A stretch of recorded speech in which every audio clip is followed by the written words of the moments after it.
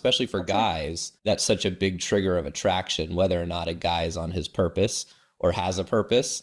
If you don't, women are going to pretty quickly see like, where's this guy going? What is he doing? What is he about? What are his values? Because I think your purpose Mm-hmm. signals a lot of your values. And if your Mm-hmm. purpose is playing video games and living in your mom's basement, that's not a very good Yeah, trigger. we're definitely not going to look into that. Right. Career and finances. So actually, would you like me to share with you what the top values were for women? Yeah, that'd be great. Okay, number one was honesty, dependability, reliability. In other Mhm. words, a woman wants to know that she has her rock.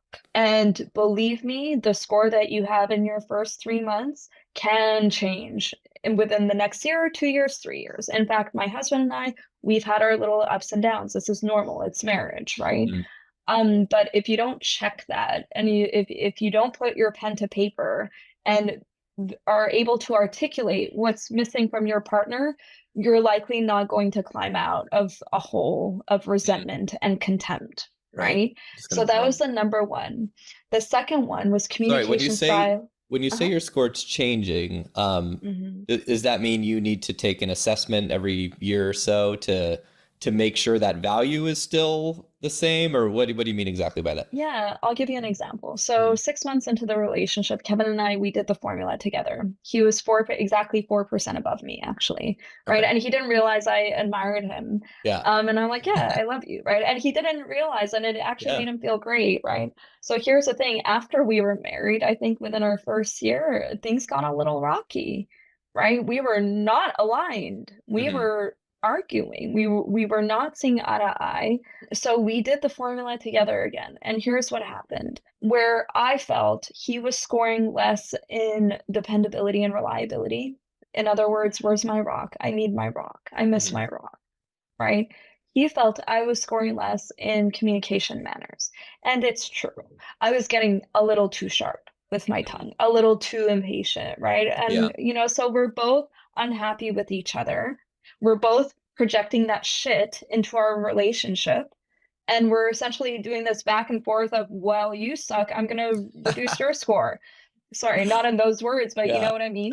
I'm And laughing we because do I this so literally sub had the same sort of fight, a little fight. It ended with a very good agreement with my wife like just 2 days ago, where yeah. it's exactly what you described. Where at the crux of it, she felt like I wasn't really kind of being there enough as her rock, and I felt like she Hmm. was being a little bit too cutting and too critical, which was Yeah. making me be less of a rock because I was, pulling Yeah. away a little bit and just didn't really notice it. But like Hmm. that's literally what happens. It's like one side feels a certain way, the other side, and then you just kind of have this. It starts to build resentment. So luckily, we talked about it, and Exactly. everything was fine, and now we're great. But Exactly. yeah, it can sneak in. And that communication is so important. Hmm. The beauty of this framework is that it's a new way to articulate what's missing Mm. and a new way to assign like standards and whether someone is meeting your standards. Now, I always say this should never be used as a tool for bullying. Don't be an asshole, right? Hmm. But, like open up. It's okay, right? And have some examples there in terms of how your partner slipped with their communication or slipped with being reliable, Yeah. right? And again, the goal should always be there for each other, nurture the relationship, And so, right? how do you arrive at the score? You answer questions based on a scale of 1 to 5, 1 to 10, that sort of thing. Yeah, so there are a few steps. So the first step is to assess your self-score. The Hmm. way you do that is by first determining what your top five values are. No one can choose this for you, Yeah. right? So if financial choices, career, purpose, whatever it may be, go ahead and list that. Then for each one, you measure how well you feel you approach that particular value. If you feel like you yourself are not such a reliable person, don't give yourself a top score, Yeah. right? If you yourself feel like there's room for growth career wise or purpose, don't give yourself top score. Once you have that, that's your self score. Then you measure your partner against your values and see how they measure up. But then there's a second step for your partner, and you measure how well they fit your trait preferences. You average out the partner value and the partner traits, and that total score for the partner, that's what's to be compared with your self score. If Hmm. they are about 4% above you, it seems like it's an ideal match, right? If they are exactly a match, that's okay too. If they're slightly below you, it's not that it's bad, it's that there will be moments where you'll feel unfulfilled and where you will get lazy against their standards. Right. And then eventually it's a spiral. You know what I mean? Yeah, for sure. If let's say you're a single guy and you've been on a couple dates, with a woman, and you're trying to decide, does this person, well, I guess you can't really guess where they're at, but you could take the inventory for yourself, correct? Uh-huh. And do your best to sort of see. Yeah, a really good way to find out what someone's top 5 values are is ask them, what is your definition of sophisticated? If they say sophisticated is someone who dresses well, image is one of their top values. If they say sophisticated is someone who can hold the house down and, is reliable in that sense, you can say either financial decisions or career, right? Interesting. I love that question. If it's art, yeah. So because it can be anything, and then just dig, Right. find out what their top 5 values are. Next, okay, so the key here is not to deceive anyone. Be yourself, be authentic, right? Because deception never works. Yeah. But next, you can find out, okay, well, how do I think I measure up to their values, right? If I know that her value happens to be purpose, maybe I should just sprinkle that in a bit more in our conversations, right? Don't lie. You're just emphasizing certain parts of yourself. You're emphasizing certain layers. Nothing wrong with that, right? It's a great way to kind of figure out what makes somebody tick too. Oh, that's I didn't even think of that. So what would the question be? What is your deal breaker, or what is? Well, if you just ask them the thing that you just said, what was the question that you said? What is your definition of sophisticated? Oh yeah. What's your definition of unsophisticated? That would be Totally. You ask that. I love that. Totally normal thing to ask on a first date, maybe like 20, 30 minutes in after you break the ice. Like, I even tell my clients to play this, it's called the questions game. I'm sure you played it when you were a kid or wherever, just basically, you ask a question, then I ask a question, and you have to be honest, and you're supposed to ask questions that make the other person either slightly uncomfortable or embarrassed. So you can ask, probing questions like that. People do that on first date? Oh yeah.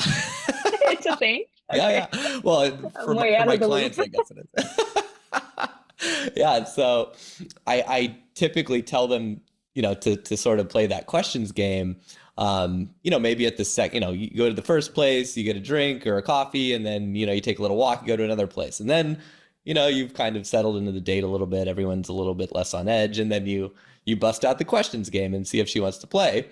And then you ask the question, and now you kind of know, like, okay, is she more interested in these sorts of things in a guy or these sorts of things? And you kind of have an idea of like what foot forward to put. Obviously you don't want to use it to manipulate, but no, absolutely. It's a good way to find out about the other person, because if you're not a match, you're not a match. No need to force it, right? Totally. And also if you do force it, the data shows that eventually it'll break down. So, save yourself the time.